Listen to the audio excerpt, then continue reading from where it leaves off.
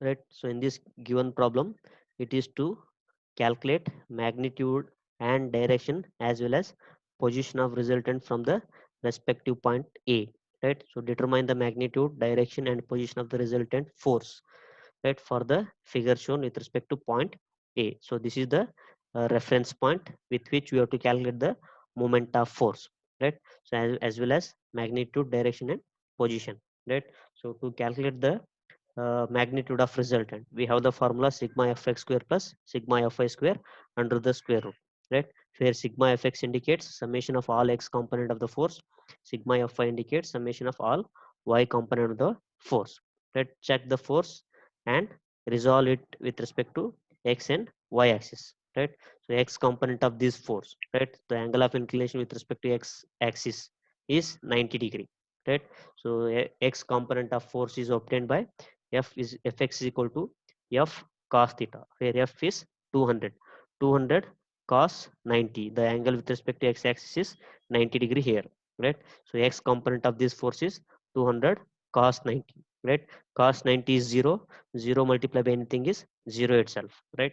So that indicates, so this force is not having any x component, right? Since the force is exactly acting along y direction, so x component of this force will be 0, right? Even if you write the equation, so at the end the equation will become 0 at this portion, right? Similarly, look at the other force, right? 100 Newton, so it is acting along with the x axis, right? It is acting along with the x axis. Angle of inclination for this is 0, right? 100 cos 0. Similarly, so resolve this inclined force, right? Resolve this inclined force. To resolve this, you have to project this force to x axis. That time we can get the x component. To project this force to y axis, right? Project this force to y axis, we'll get the y component. So right, so x component is acting rightwards, y component is acting downwards, right? So we are considering x component of all the forces. Consider this 50 cos 45 acting rightwards, positive. Similarly, so x component of this force, right? So it is making angle of inclination as 0 with respect to x axis, 100 cos 0 acting leftwards minus, right? Minus is because it is acting leftwards. Cos 0 is theta is 0, right? With that we have calculated. So sigma fx as 35.5. Similarly, calculate sigma fy, right? Y component of this force 200 sine 90, right? Y component of this force 100 sine 0, right? So y component of this force minus 50 sine 45 acting downwards, right? Y component of this force, right? So it is 100 sine 0. Angle of inclination with respect to x axis is 0 here, right? So minus sine 100 sine 0. Sine 0 is 0, 0 multiplied by anything is 0. So this shows that, so y component of this force will be 0 always, right? Because it is not having any y component, it is acting only along x axis. That is why its y component will be 0, right? Including,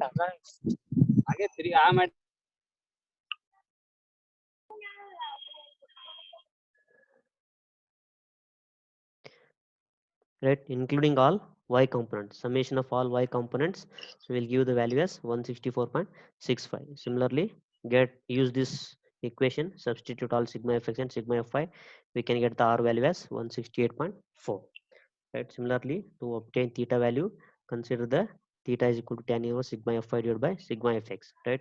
So sigma fy is 164.65 divided by 35.535.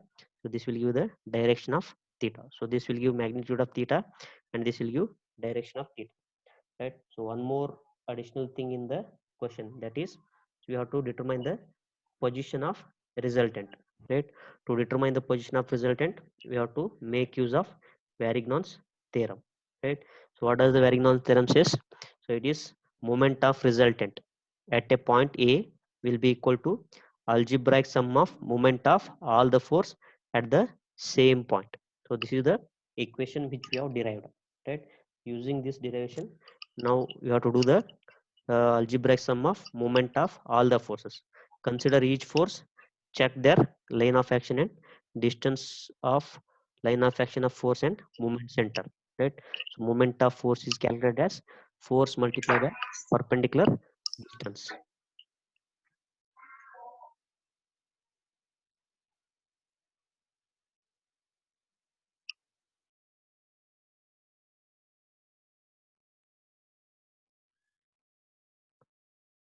So moment of force is calculated as force multiplied by perpendicular distance. Check which all the force are not passing through the moment center. Right? If the force are passing through the moment center, they will not create any moment of force. Right? Perpendicular force for those force which are passing through the moment center is zero. So, right? So this force will not create any moment.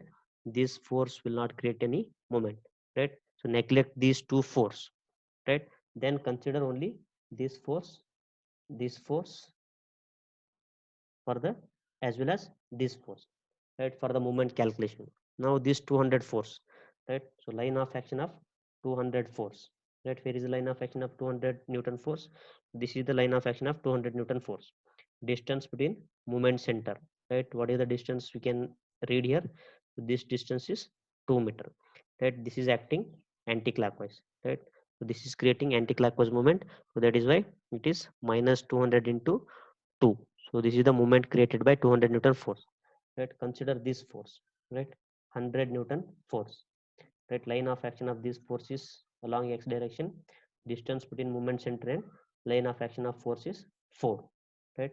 So this will create clockwise moment. 100 multiplied by 4. Right? 100 multiplied by 4. Next, consider line of action of this force. Moment center is here, about which we are calculating moment of force. Distance between these two is 4 meter, right? This is creating clockwise movement, right? Now it is 50 sine 45 multiplied by 4 minus 200 multiplied by 2, which is creating anti-clockwise movement, right? So we need to add all this, right? Algebraic sum of moment of all the force is equal to 141.4, right?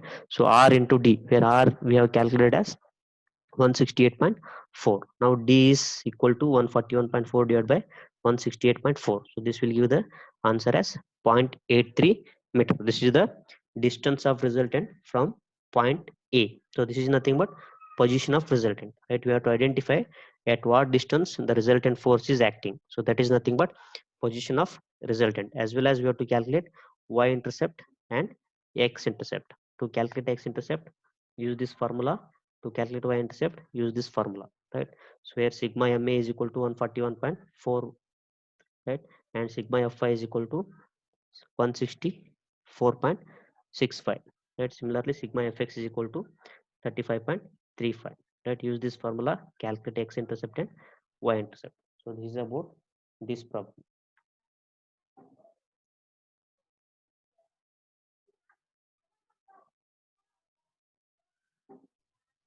Right? The question says, one minute.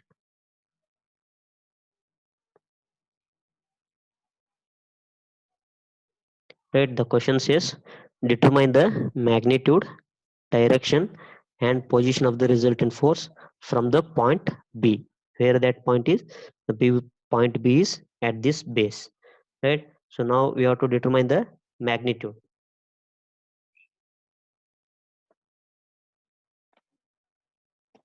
Right? We have to determine the magnitude, direction and position of resultant, right? So determine magnitude, right? How we have to determine magnitude?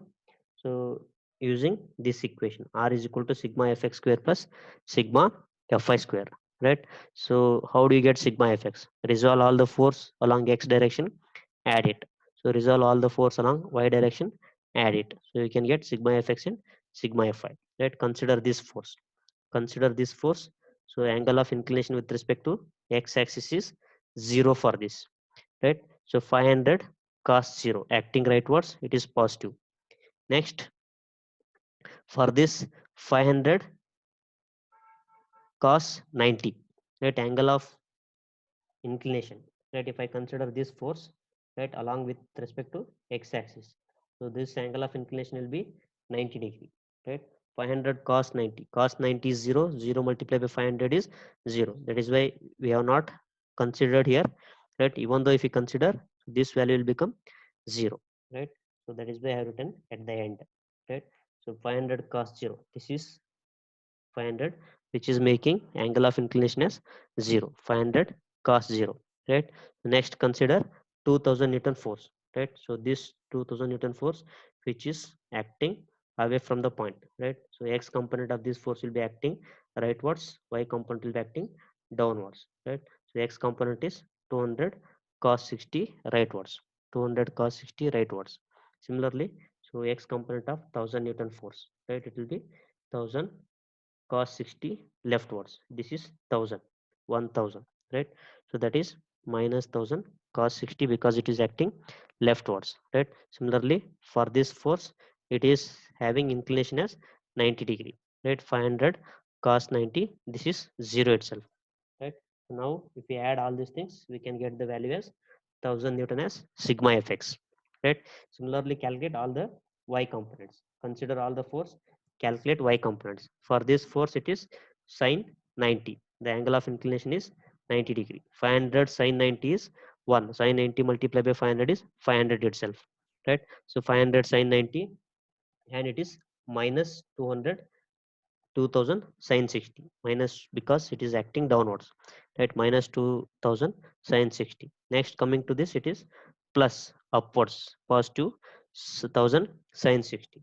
And for this force, it is angle of inclination is 0. Theta with respect to x axis is 0. So y component of that is sine 0, right? 500 sine 0 is 0 itself, right? If we add this all these things, we can get the sigma fi as minus 366.02. So determine the r value, magnitude of resultant and direction of resultant. So these are the first two parts, right? So in next part, you have to apply the Varignon's theorem and you have to determine the position of resultant.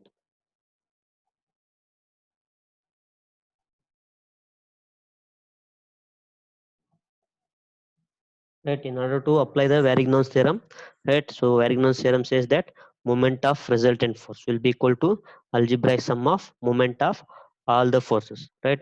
So we know that, so these are the force which are passing through the moment center, right? So line of action of all these force which are passing through the moment center, right? So we have to neglect this force, we have to neglect this force, we have to neglect this force. So these three force are passing through the moment center, right? So those will not create any moment of force due to those three force will be equal to 0, right? That is why I have neglected those three force. Now check which are the three forces creating moment. This force will create moment, this force will create moment, and this force will create moment, right? Which are having some perpendicular distance, right? So let us check how much is the force created by moment of force created by 500 Newton force, right? So check the line of action of this force, right? So check the moment center, right? What is the distance between those two? It is 75. So because it is exactly cutting the triangle into two parts, right? Total one side is 150, 150 divided by 2, it will be 75. So this will create anti-clockwise movement, right? So minus 500 into 75. So this is the anti-clockwise movement, right? Similarly, consider other 500 Newton force, right? Consider this 500 Newton force, right? So this height of the triangle, right? This is nothing but this height, both are equal, right? So this height is calculated using sin theta is equal to, so consider this small part of the triangle, right? Where opposite side is x, we don't know, hypotenuse side is 150, adjacent side is half of the 150, that is 75. Apply sin 60, since equilateral triangle it is, so internal angle will be 60 degree. Sin 60 is equal to x by 150, right? Where opposite by hypotenuse, opposite is, we have to calculate, hypotenuse is 150, 150 multiplied by sin 60 will be 129.90, that is nothing but our height of triangle. So this is height of triangle, 129.9, right? Now this force, 500 Newton force, is acting through this x axis, moment center is here, right? This height is 129.9. So what kind of movement it will create? It will create clockwise movement, right? So 500 multiplied by 129.90, 500 multiplied by 129.90, so this is clockwise movement, so taken as positive, right? So next, consider 2000 Newton force, right? This is 2000 Newton force. So moment center is here, distance between those two forces, line of action of force and the moment center is 150 mm, right? 2000 sin 60 is the force, 150 mm is the perpendicular distance, right? So this is creating clockwise movement. So this is taken as positive, right? So algebraic sum of moment of all the force at point B. So this sigma mb is nothing but it is 287, uh, right? So 287, 257, 287, 257.65 Newton meter, Newton millimeter. So this is the moment of force at point B, algebraic sum of moment of force at point B.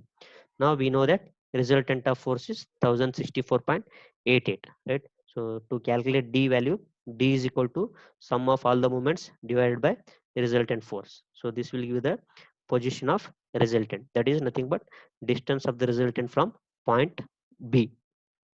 This is the point B, right? About which we have to calculate the position of resultant, right? So from this point B, the resultant force is acting at a distance 269.75, right? Now calculate x intercept and y intercept. So that is mod of sigma mb divided by sigma f5. Sigma mb is 287, 257.65 divided by sigma f5, right? So neglect the negative sign. So you consider only positive value. Sigma mb divided by sigma fx will give the y-intercept, right? Use this formula, calculate y-intercepts, locate this resultant force, show this x-intercept and y-intercept, and show the d value. So the resultant force is r is equal to 1064.88, which is acting at 287.25 x-intercept and 784.81 y-intercept, and it is having d distance as 269.75 mm.